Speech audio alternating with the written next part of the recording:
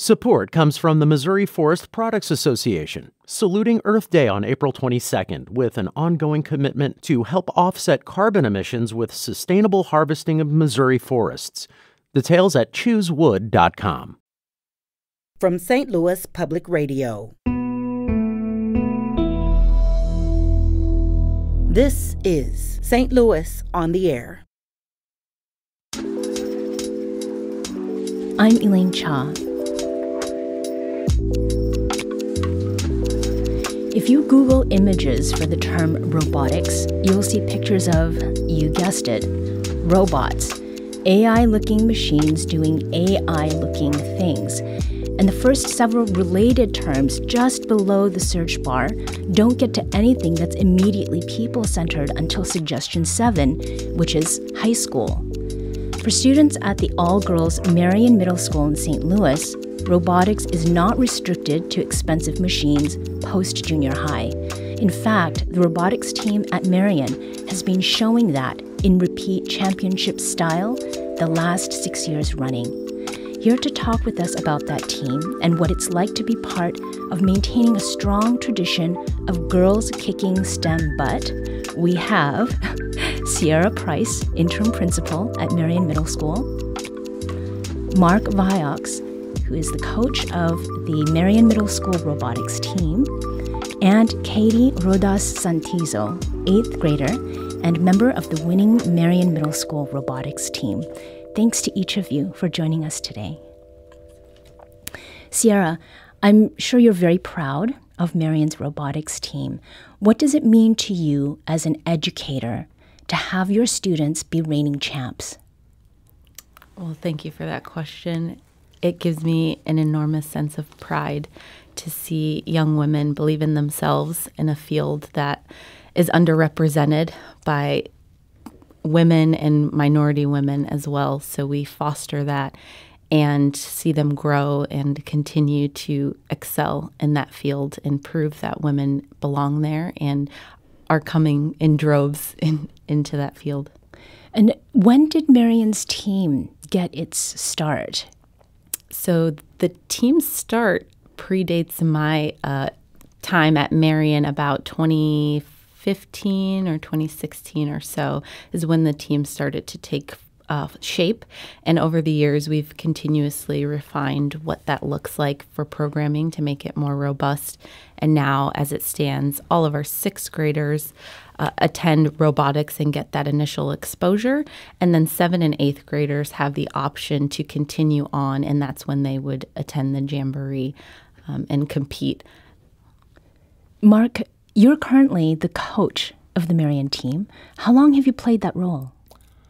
Since 2016 at Marian Middle School. Okay, so it's been some time. Mm-hmm. What made you decide that making robots with middle school girls would be a good way to put your engineering background to use?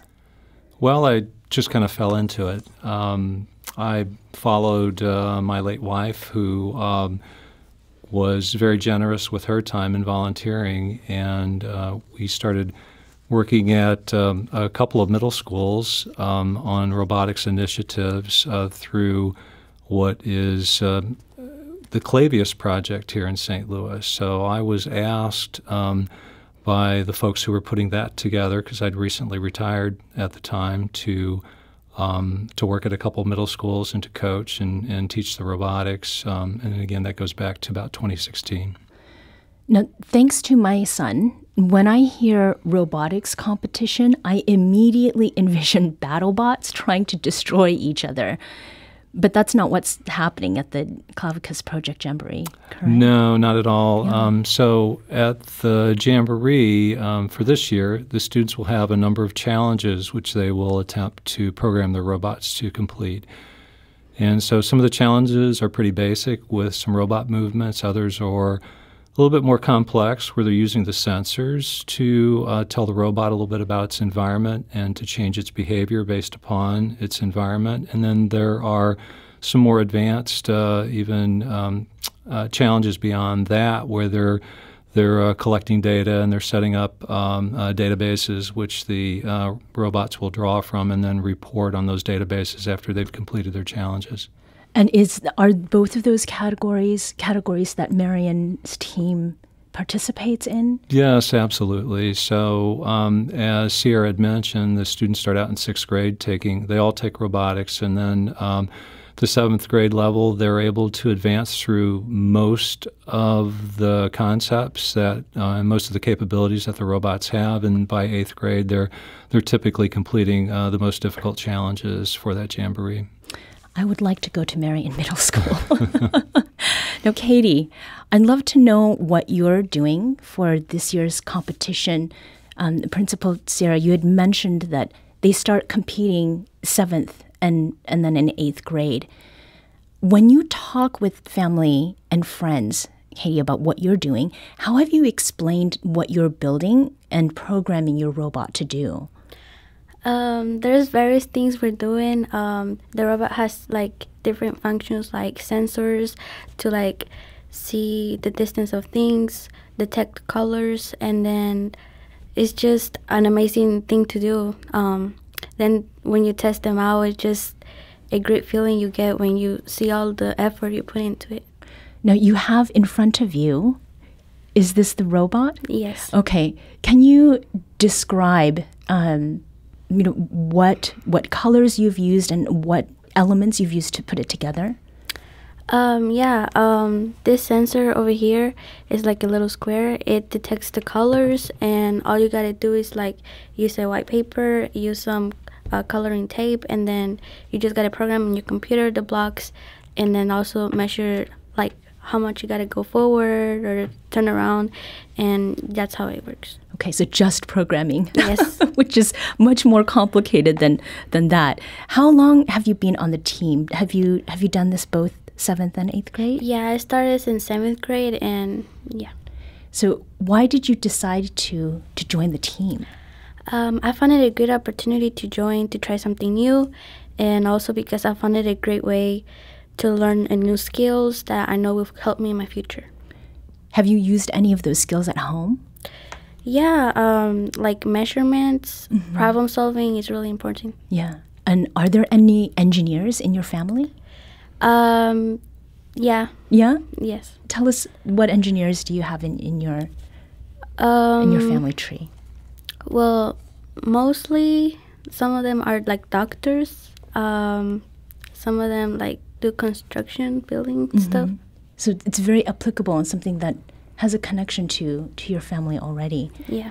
So the crown of champion, 6 years running, that's a shiny thing, but maybe a little bit heavy too. How do you and your teammates encourage one another to do and be your best, whether you win again or not? We show support to each other, but also the teachers and team, they're always there. If something is wrong or something, we try to like tell each other it's okay and to keep trying. Mark, you have coached this team for many years now as a volunteer, and we've just heard from Katie. You also teach Marian students how to fix up motorbikes. I do. What is it that keeps you going back? The students are they're awesome to work with. They come into the classroom really prepared and really motivated to be successful. I enjoy sharing things with them that really got me turned on to technology when I was a middle schooler. And small engines, motorcycles were one of those things. So I enjoy teaching a class to them that gives them some hands-on experience, how to take things apart, how to troubleshoot things, looking at things and trying to figure out how they work and how they work as a system. So I enjoy sharing that with the students. So you did mention that you are retired now, but as someone who worked in the field of engineering and as a coach who's learned with, right, and from the team at Marian, what does the engineering world stand to gain by having more women in STEM? I think women, I don't want to generalize, but a lot of the women that I've worked with are just really very well organized. They're great communicators and they're very good problem solvers. So I think the The other thing that you can have in industry is just a diversity of experiences that people can bring to their job that can make whatever solutions you're working on as a team be much better solutions. And when you've talked with people about what you've been doing as the coach, what are their reactions to what you describe? I think a lot of people are just they're really proud to know someone that is volunteering their time, and I think some people are a little envious too. They wish they had the time. Maybe they're not retired yet, but they would like to be out there, doing things that are adding value and that are helping folks out. Sierhah, do you think that Marian's winning streak has done anything to shift thinking about who can shine in robotics? That's a fair question, and I would ask, do you mean in our school culture or from a society standpoint? Both. I think for us in the school, we always believe that the girls are capable, and so we do a great job of layering STEM opportunities. So for us, STEM is a part of our culture, and it does not seem like something that we're not already a part of. I think the girls very much so know that narrative exists, but they don't experience it within our school. Mm-hmm. I think getting the word out there about our school and about how girls have consistently been poured into and allowed to have this exposure, it definitely sets the tone for what's possible and what others should as well take heed to and maybe follow in concept.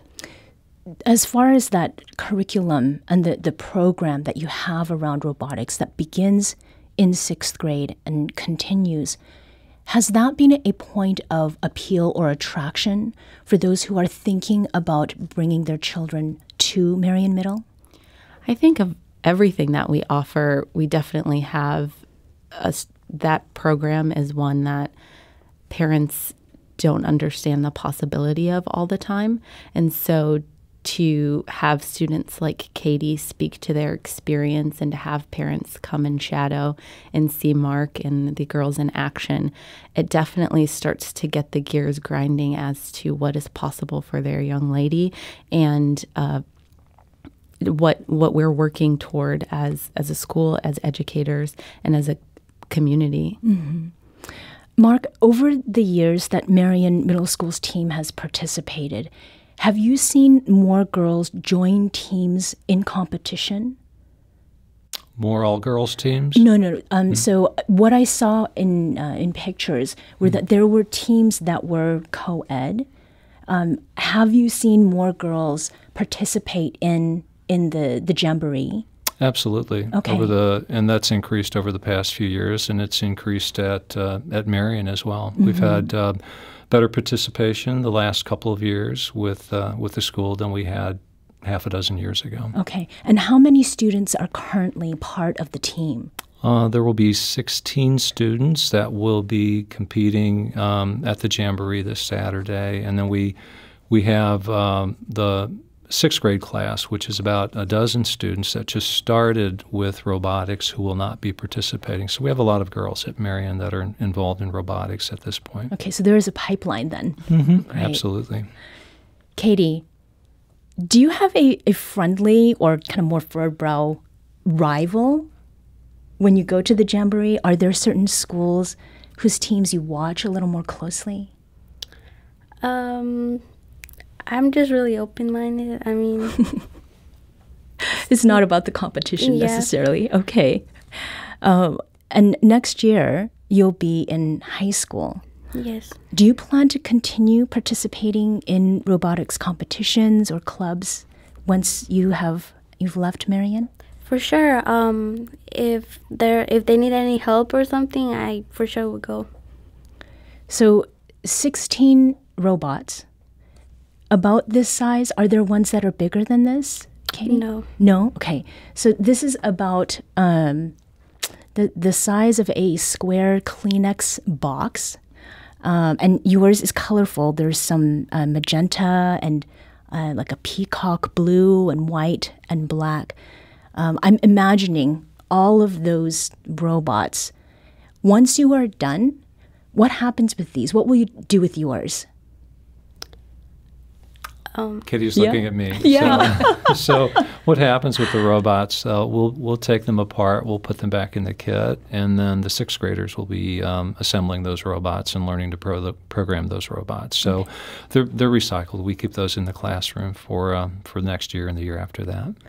Sierhah, can you tell me what outside institutions or organizations have maybe been supporting this program and this work?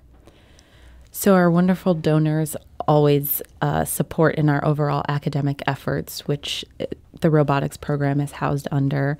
And Mark has so graciously worked with, these are Lego Spike Prime bots, and he can certainly elaborate a little more, but they've gotten them this year, and so that's been very helpful. And so Mark, I will pass it to you to talk about that relationship. So the funding for this Clavicus project originally came out of St. Louis University High School. They, about 8 or 9 years ago, they had a group of students there that wanted to get involved in some outreach at the middle schools in St. Louis. So they made a proposal to the school.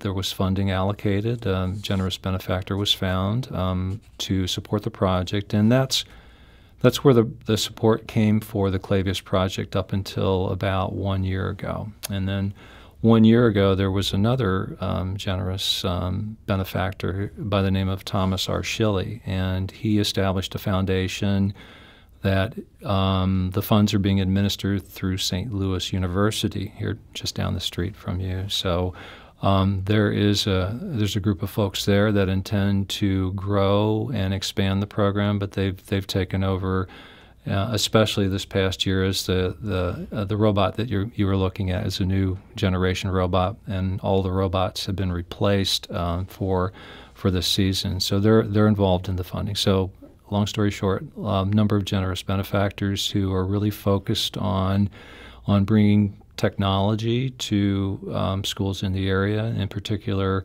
urban schools, and some in particular schools where there are a lot of girls. So promoting and advancing STEM for girls is clearly, it will take the village. Katie, last question. What do you plan to do after the Jamboree? I'll just go get some food or something. Okay. That is often the best way to wrap things up. That's Katie Rodas-Santizo, 8th grader and Marian Middle School robotics team member, Mark Viox, who's the coach of the Marian Middle team robotics team, and Sierhah Price, interim principal at Marian Middle School. Marian Middle School's robotics team will defend its 6-year championship streak at the Clavicus Project Jamboree this Saturday, January 21st at St. Louis University High School. Good luck to you, Katie, and to your teammates, too. Thank you. Thank you. This episode was produced by Maya Norfleet. Our audio engineer is Aaron Dorr. Our production intern is Avery Rogers. This podcast was mixed and edited by Aaron. Our executive producer is Alex Hoyer. St. Louis on the Air is a production of St. Louis Public Radio. Understanding starts here. Our podcast proudly supports St. Louis artists by using music from Life Creative Group. Do you find yourself regularly listening to episodes of St. Louis on the Air? Suggest us to a friend you think might enjoy our conversations, and leave us a review and rating on Apple Podcasts on the App Store. It's the simplest way to help people discover our show. Thank you.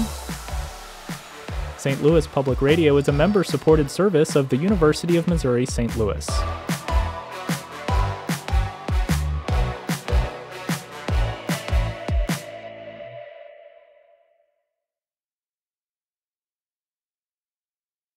Support comes from the Missouri Forest Products Association, saluting Earth Day on April 22nd with an ongoing commitment to help offset carbon emissions with sustainable harvesting of Missouri forests.